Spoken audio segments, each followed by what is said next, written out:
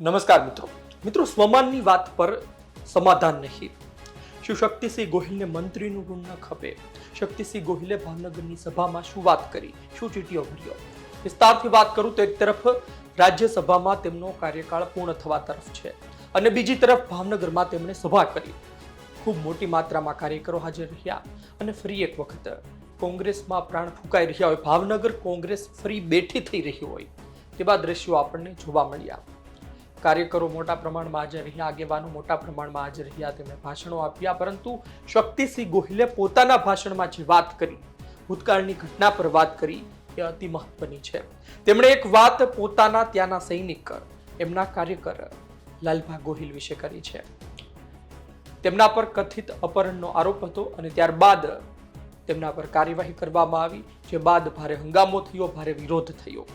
શક્તિસિંહ ગોહિલે કહ્યું કે સમાધાનની વાત હતી, કહ્યું કે એક ફોન મંત્રીને કરો અને ત્યારબાદ સમાધાન થઈ જશે.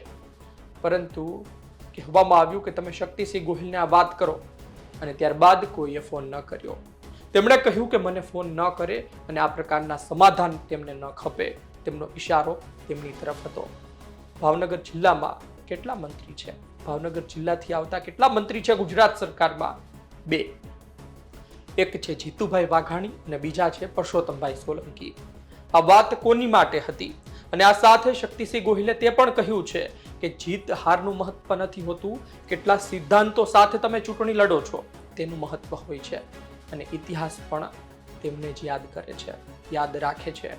તેમણે પાંડવો અને કૌરવોની વાત પણ કરી. તમે સાંભળો કે તેમણે શું કહ્યું, ત્યારબાદ વધુ વાત કરીએ. હું ગુજરાતના મારા વાલા ગુજરાતીઓને પણ કહું છું કે આપ મુખ્ય મુદ્દો કેમ ભૂલી જાઓ છો?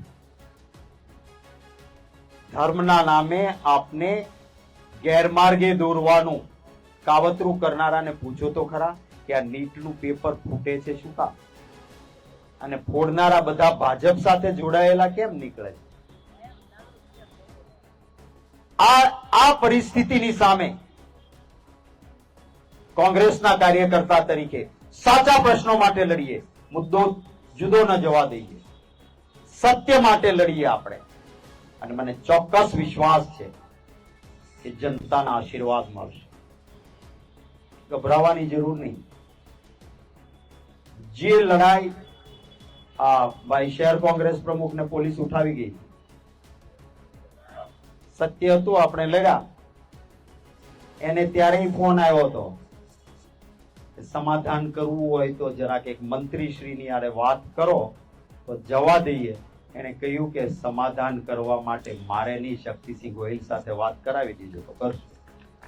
મને ફોન કરવાની હિંમત કરે નહીં, એને ખબર નથી. એવા અનેક કાર્યકર્તાઓ છે જે મક્કમતાથી આજે વડોદરામાં આપણા એક ચૂંટાયેલા કોર્પોરેટર 3 દિવસથી જેલમાં છે. એને કહ્યું હું સમાધાન નહીં કરું. શું કામ જેલમાં છે? કે કોકનો દારૂ ક્યાંક પકડાયો અને એને એમ કીધું કે આ દારૂ આ વડોદરાના કોર્પોરેટર કોંગ્રેસના છે, એને કહેવાથી હું લઈ જાઉં. મેં કીધું જો એને એમ કીધું હોત કે આ નરેન્દ્રભાઈ મોદીના કહેવાથી લઈ જાવ તો શું તમે એને પૂરો તમને? કોઈ જાતનો પુરાવો નથી. મુખ્ય આરોપીને જામીન મળી ગયા છે અને એ આરોપીએ ખાલી કહ્યું એના કારણે આપણો કોર્પોરેટર 3 દિવસથી જેલમાં છે. આ પ્રકારનો અત્યાચાર પણ જેલમાં નાખવાથી નહોતું અંગ્રેજોનું શાસન સલામત રહ્યું, નહોતું કંસનું રહ્યું, તો આ ભાજપ વાળાનું ક્યાંથી રહે?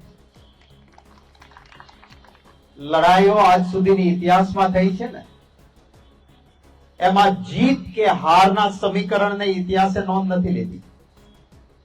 સિદ્ધાંત સાથે તમે કેવું લડ્યા છો એનું હંમેશા મહત્વ રહ્યું છે.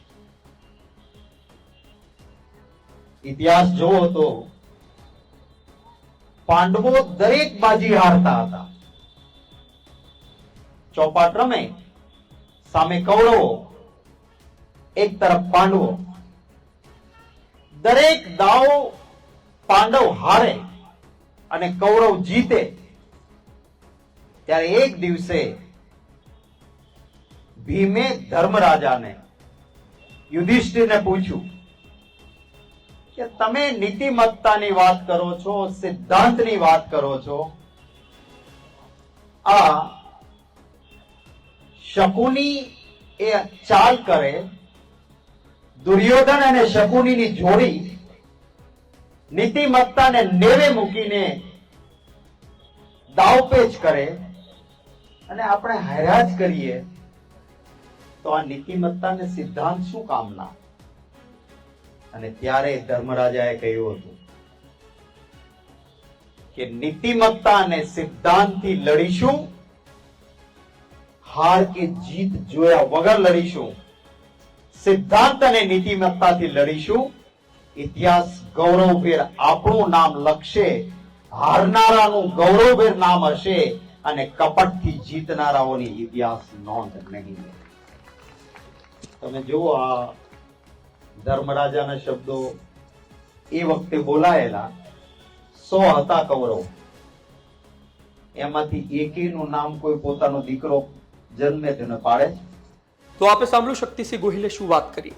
શક્તિસિંહ ગોહિલ ભાવનગર જિલ્લામાં ધ્યાન આપે, શક્તિસિંહ ગોહિલ ભાવનગર જિલ્લામાં ડેરા તંબુ નાખીને બેઠા રહે તો 100% પરિણામ આવી શકે છે. અત્યાર સુધી તેઓ ગુજરાતમાં વધુ ધ્યાન આપતા હતા, તેઓ રાજ્યસભા દિલ્હીમાં પણ તેમનું ધ્યાન વધુ રહેતું હતું. આ જ કારણોસર જે ભાવનગરમાં પરિસ્થિતિ સર્જાણી છે ભયંકર છે. કોંગ્રેસના કાર્યકરો ખૂબ મોટી માત્રામાં છે, કોંગ્રેસને મત દેનાર મતદારો છે, પણ કોંગ્રેસ પરિણામ નથી લાવી શકતું.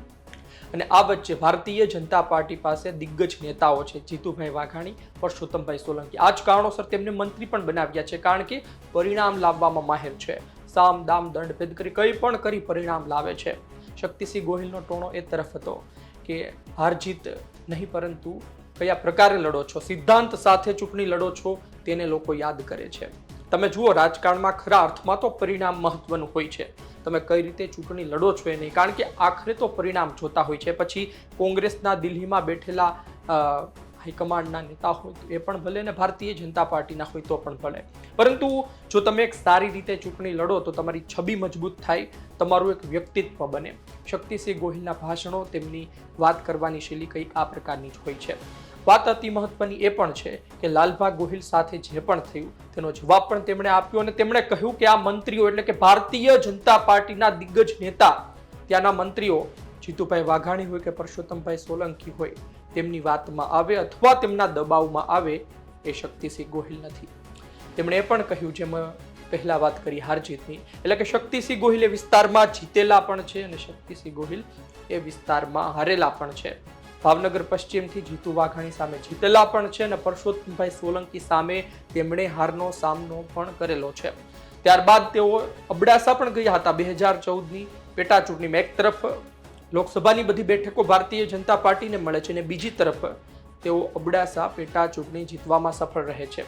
વાત એ છે કે તેમણે એ કહ્યું કે હાર જીત કરતા સિદ્ધાંતો મહત્વના હોય છે, એટલે કે તેઓ ભૂતકાળમાં એ વિસ્તારથી હાર્યા પણ છે, જીત્યા પણ છે, પરંતુ કઈ રીતે લડ્યા એ મહત્વનું હોય છે. અબડાસા ગયા ત્યારે પણ વાત હતી, અબડાસા ગયા ત્યારે વાત એ હતી કે ભાવનગર છોડાવ્યું, શક્તિસિંહ ગોહિલને ભાવનગર છોડાવ્યું, એવા પણ નિવેદનો સામે આવ્યા હતા. પરંતુ ખેર, આ ચૂંટણી છે, આ નેતાઓ છે જે આજની તારીખે ખૂબ એક્ટિવ છે, તો થોડા સમય પહેલા એટલા એક્ટિવ પણ નહોતા. જોઈએ આવનાર દિવસમાં શું અસર પડે છે, ભાવનગરની પરિસ્થિતિ બદલાય છે કે નહીં, ભાવનગરના રાજકારણમાં કેટલી અસર પડે છે. શક્તિસિંહ ગોહિલ આવનાર સમયમાં વિધાનસભા 2027ની ચૂંટણીમાં શું પરિણામ લાવી શકે છે. આમ તો સ્થાનિક સ્વરાજ્યની ચૂંટણીમાં એવું મોટું પરિણામ નથી મળ્યું. પાલીતાણા તળાજામાં બાદ કરતા એવું મોટું પરિણામ નથી મળ્યું. મહુવા નગરપાલિકામાં થોડું સારું પરિણામ લાવી શક્યા, પણ બાકી એવું કશું મોટું પરિણામ કોંગ્રેસને નથી મળ્યું. એટલે કે કોંગ્રેસ જોઈએ કેટલી બેઠકો લાવે છે. 27માં શક્તિસિંહ ગોહિલ કોંગ્રેસના આગેવાનો મળીને થોડી બેઠકો લાવે છે તો પછી મનાય કે કોંગ્રેસ હવે ત્યાં જીવંત છે, મજબૂત છે. બાકી લોકસભા ચૂંટણીમાં પણ કોંગ્રેસની ખૂબ જ શરમજનક હાર થઈ અને ત્યારબાદ સ્થાનિક સ્વરાજ્યની ચૂંટણીમાં પણ ખૂબ જ ખરાબ પરિણામ આવ્યું છે, એ સ્વીકારવું પડે. જોઈએ આવનાર દિવસમાં કોંગ્રેસને બેઠી કરી શકે છે કે નહીં. ત્યાં પ્રવીણભાઈ રાઠોડ છે, જિલ્લા પ્રમુખ છે, તેમના પર ભાર છે. લાલભા છે, શહેર પ્રમુખ છે, તેના પર ભાર છે. શક્તિસિંહ ગોહિલ છે, ના સહિત તેમના ત્યાંના કાર્યકર્તાઓ છે. જોઈએ આવનાર દિવસમાં શું અસર થાય છે. આપનું શું માનવું છે કોમેન્ટ બોક્સમાં લખજો. આપ શું વિચારો છો? ધન્યવાદ.